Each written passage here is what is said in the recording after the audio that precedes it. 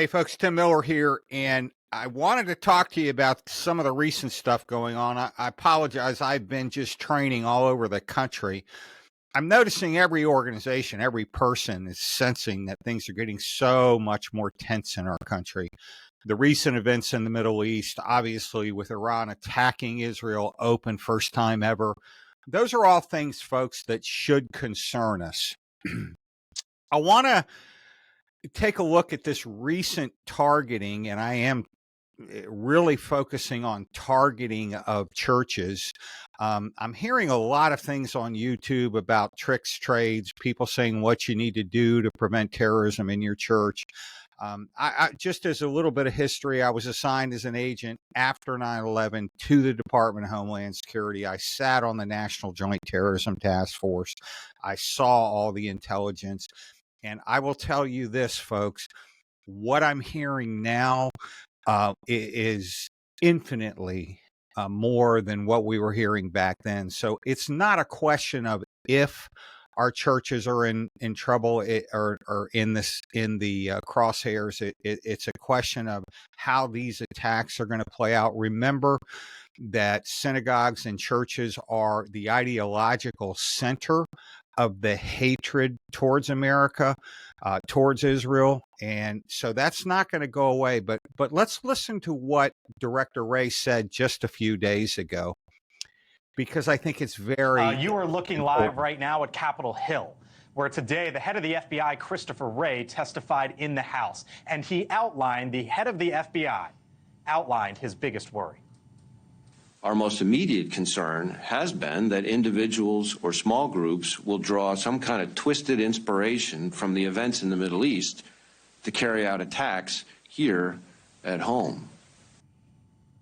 All right, so clearly powerful testimony there from the head of the FBI, Ashley. We saw an example this week of a teenager, 18 years old, state of Idaho, wanted to shoot up 21 churches, radicalized, or at least inspired by ISIS. I think the whole thing is super complicated, and I have a lot to say about this, but I think that the intelligence community is saying that the chatter is higher than it was pre-9/11, one. Two, there's, since the last 14 months, 350 people from the terrorist watch list have come over the border, at least, that we know about. So how many don't we know about? Number two. Number three, when he's warning America that something may happen, there's not, and this was one of the big challenges we had after 9/11, is how do you tell the country to be vigilant without giving them anything? Where you say it without saying it. Correct. And that's why when we came up, everyone made fun of the red, orange, and yellow system. That's right. I mean, the duct tape and all of that. But Folks, I got to tell you that the bottom line, I was there when Ashley was there. I was sitting in a lot of those meetings, and there was a lot of information out there that stuff was going to happen. Now, the FBI, through the Joint Terrorism Task Forces nationwide, in concert with local law enforcement agencies, they were out running these things to ground. But folks, I just have to be real with you. Where we are right now is uncharted territory. We've you heard the data on 300 plus folks on the terrorist watch list, meaning they're not even supposed to come into our country, have walked right through. They're now here. They're now in communities. You watched, even in the testimony of Director Wray, blood on the hands of protesters right inside of the congressional hearing. Folks, the threats have never been higher. Now, I want to say what I always say, and that's I'm not a doom and gloom person. I don't believe that we're to operate in fear. Scripture's clear on that. I do believe we're to operate in wisdom and preparation. I also, when I left my time as an agent, I served in a mega church as a director of security. I understand the nuances. I understand the culture. But I will tell you this, folks, that there still remains within the church security mindset a concerning mindset that, well, it's always been a certain way and what we have is good enough. And what I'm going to say to you is it maybe a little strong, but we must look at church security today in light of the threats much like Nehemiah did in his days when he was looking at the threats right outside of the wall. Right outside of the work that was being done, there were people that were focused on one thing, and that's killing and stopping the work of what God was doing. And why am I saying this? Because I sense that there's a mindset, and I hear a lot of discussion on the web about, hey, we should be doing this, or here's a trick, or this is what they'll do. And let me just say this, and I'm not an expert on anything. I just know what I went through and the experience I had, that the most important thing we can do as a church is to begin to escalate our emergency operations planning and our true security effort. You know, many churches, I still do a fair amount of work with churches. Many of them have virtually no security during the week. They focus their efforts on the weekends. Well, what do we know about that? Most attacks, according to statistics, don't occur over the weekends. They occur during the week. Everything from vandalisms to robberies to all kinds of events. And the concerning part is what we know with terrorism in specific is that these guys are playing at a whole new level. Many of them are coming off the battlefield in Syria. Many of them have extensive training. Some coming, unfortunately, because of our choices in foreign policy. Afghanistan is back on the map as a training center. We know that right now Hezbollah is operating at levels that we've not seen, and now the conflict in Israel is going to do nothing more. Director Ray's 100% right. It's going to inspire those that are ideologically driven to begin to attack however they can. And folks, there's a vast difference between an organized cell that is obviously logistically supported, ideologically supported, having leadership direction. There's a vast difference between those folks operating, like we saw in Moscow, or the folks that are just what we would call lone wolves. And so why am I saying this to you? It certainly is not to scare you, but folks, it's really important that we understand if you're protecting a house of worship, it's a whole different level of security requirement in the days ahead. Because here's what we know. At the end of the day, Director Ray's warning, everybody's warning, we all know, we all believe the direction that our country is going is not necessarily a good one. We believe, if you're a person of faith, that Scripture tells us where it's going. I just want to really encourage all of us, to not just think about our personal security, which is what we try to do on this channel, to give you good information, to give you time-tested practices on things you can do to stay safe, but also to engage in your houses of worship and ask your leadership, hey, what are we doing to make sure that we're being wise and proactive, which is what security is, wise, proactive steps made to, thwart something before it happens. And that was a big deal in the Secret Service, obviously. We didn't want to wait for an attack and then go, okay, how are we going to respond to it? We wanted to do everything we could to make sure the attack didn't happen. And so let's just talk about a couple things that churches all across the country should be doing right now, because they caught one in Minneapolis targeting 21 churches. Well, you have to ask yourself, how many of them are there out there that are in that same mindset?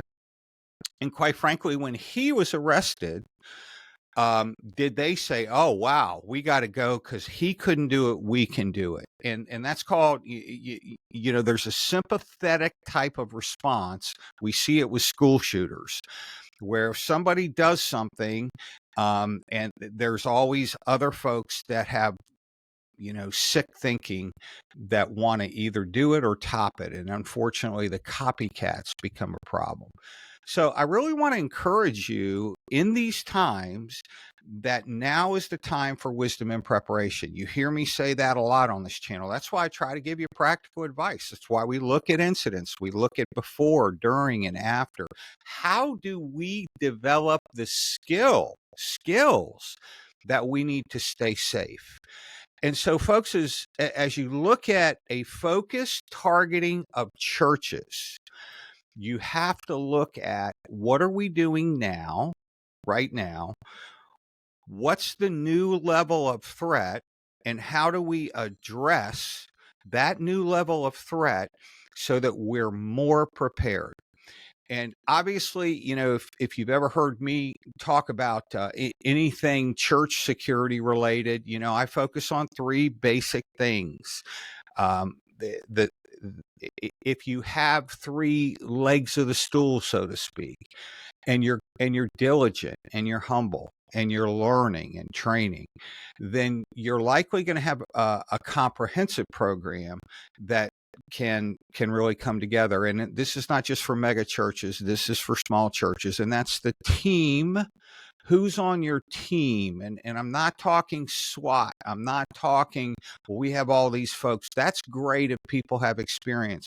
But remember, a church security team needs to have the focus of the mission of the church, meaning we're not there to keep people out. We're not there to send people away just because they're acting in a particular way. We're there to protect the flock, but we're also there for the mission of the church. So the team, in concert with the training, how is the team trained? I've done a lot of stuff with armed teams throughout my career, whether it was a Marine or police officer working tactical stuff or Secret Service working tactical stuff. The importance of training cannot be overstated. And unfortunately, I see in a lot of places, I see the mindset of, well, that person is a police officer, former vet, whatever, so we're good. Folks, that would be like saying that you have a football team, that you have a player on the field who maybe has played somewhere else, but you're good. That's just crazy. Your team needs to train together. What kinds of things do you need to train? You need to train things like mental health awareness. You need to train things like de-escalation. You also need to train things like tactics. But one of the things I think churches can get sidetracked on is they're so focused on the active shooter that they forget that 99.9% of what they're going to deal with and requires training are the domestics, are the folks coming in that are mentally ill, are the folks coming in that are just angry, high on drugs, homeless, financially hurting. Those things, folks, need to be dealt with by a team that's trained to do it. And many would say, well, Tim, we don't have the resources to do it. Well, let me just say this. We recently were training a church, and they were asking about medical care. Well, CPR and Stop the Bleed, those are two programs that are relatively inexpensive. Maybe you can even tie in with the fire department, and you can get some good training. And God forbid, if there's a mass casualty incident, you've got some folks that have good training. So the team has to have the right heart, the right desires, motivated to serve. They're not the protectors of the world, so to speak. They're there to serve humbly, but with skill. And then the training. And then the third is the technology. Folks, let me tell you something. Technology's everything today. Most of the church shootings that are being waged against churches start in the parking lot. The recent one in Lakewood, she pulled right up to the front, got out of the car, left her flashers on, and walked right into the service.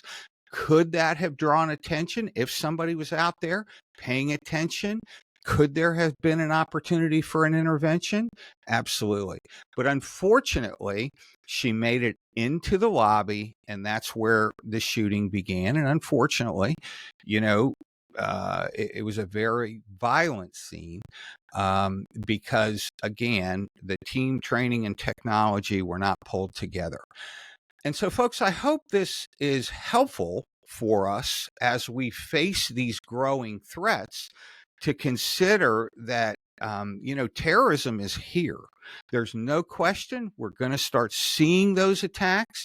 We're going to start seeing perhaps similar things to what we saw on October 7th, which is multiple attacks. Unfortunately, we're going to see attacks on children because that's how they roll. I don't want to be the bearer of bad news, but the truth is the truth. And so my hope and prayer is not that we become afraid, not that we become experts in how we thwart all of these things, because I'll tell you, I worked at the Department of Homeland Security during those times, and like was just mentioned, by News Nation, it's not as simple as just saying, oh, they're going to hit here and we're going to stop it. No, it's a mindset and a comprehensive security program. And so I think for all of us, the question is, well, how do we do that, Tim? And it starts with a recognition by leadership and by the folks in the church that, hey, we want to be wise and prepared. We want to be prepared for a possible event at our church. And oh, by the way, they don't just happen at Lakewood, obviously, or, tiny little churches in Sutherland Springs. They happen kind of everywhere. And so that's where I want to encourage us in this season, first, that you're prepared, that you're training, that you're observant, that you're paying attention to what's going on around you. Because here's a fact, folks. The way these groups work, and I've worked investigations into them, they almost always start with pre-operational surveillance. Now, I heard something recently that, well, they might try to introduce, a person in your church, and they might try to, bring a person that doesn't look out of the abnormal, look abnormal in your church. Here's the reality, folks. If you're trying to identify potential attackers through race or through physical observation, good luck with that. Because we are a multicultural society. Most churches have many different types of people coming in. And so the suggestion that, well, if a person comes in with, this type of person that they're not, and they're conducting pre-operational surveillance, you'll never pick them. That's crazy. How do we identify them? Well, what we know is that there will be usually unusual behavior associated with the activity of doing a pre-operational surveillance. Like they sit outside, they may take photos, they may walk around just openly and take photos. They may ask certain questions. If they're asking any questions about the security, hey, do you guys have security here with all that's going on? Very often they're normal questions. But in today's world, if people are asking you for, hey, do you have security? Are they armed? Do they wear anything? Those should be alarm bells, because those are not normal questions. Asking if you do have security may be a normal question, but asking what kind of security, where are they, how many do you have? And oftentimes they may be asking that under a cover similar to a military or a counterintelligence operation. They may come in, appearing just to be inquisitive, those kinds of things. So certainly those kinds of methods could be practiced towards churches. But at the end of the day, folks, just remember that being alert and aware is probably the most important thing that the staff and the folks out in the parking lot and all of us could be engaged in. Because if we can see it, and we trust that what we're seeing doesn't make sense, then we can report the information. Then we can hopefully get it into the right hands of the right people that can make a difference and stop it. So I just wanted to share with you today. You see a lot of things and you think, wow, we need to pray hard. for our country, folks. We're in a very challenging time. And just remember, you hear this a lot from me, your security is your responsibility today. No longer, when I was a police officer back in the day, we'd get there quick. We'd try to make a difference as quickly as possible. We had plenty of resources. That's not the case anymore. And with the increasing levels of violence, now we're facing this ugly thing called terrorism, which is very concerning because remember, terrorism is not just people coming in with weapons. They use planes, they use garbage, pails with explosives. They drive cars. There's all kinds of methodologies that can be used to do what they want to do, which is just bring pure evil, death, and chaos. And so let me encourage you, folks. I hope this is helpful. If you know folks that are engaged in church security, we're still doing some training with churches. Our organization, as you know, most all of our team are retired, FBI guys or Secret Service or special ops military guys. But I do want to caveat that by saying that they're all folks that believe in the mission of the church, that have a passion to keep the church safe. And so what we try to do when we help churches is just not make them SEAL Team 6 or Delta Force, but to equip them with really important skills, starting with observation and how to control your mind and body, but then moving into some of the more substantial skills. So I hope and pray this is helpful for you, folks. I really appreciate the support I've gotten. It's fantastic. And do me a favor, please. Like, share, subscribe. I'm being told that a lot of folks that subscribed have been unsubscribed. And so if you would, especially if you know folks involved, this particular episode is dealing with church security. But if you know folks involved with church security, get this information to them. The other thing, as we're checking out, it's really important that churches have a relationship with local law enforcement and if needed, with the local joint terrorism task forces with the FBI. What do I mean by if needed? You can call a joint terrorism task force directly if you have information that you believe is really important that needs to get to them right away.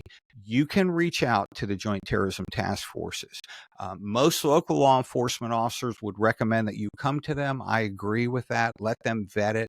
But if you feel like it's time sensitive and it needs to get there, you can get information to them. So I hope and pray this is helpful. I hope and pray that you guys are staying safe in a very different world, I would say. And do me a favor, like, share, subscribe, help me get this information out because it's not helpful to anybody if they don't have it. And my prayers are with you, and I look forward to seeing you next time. Stay safe out there, and God bless.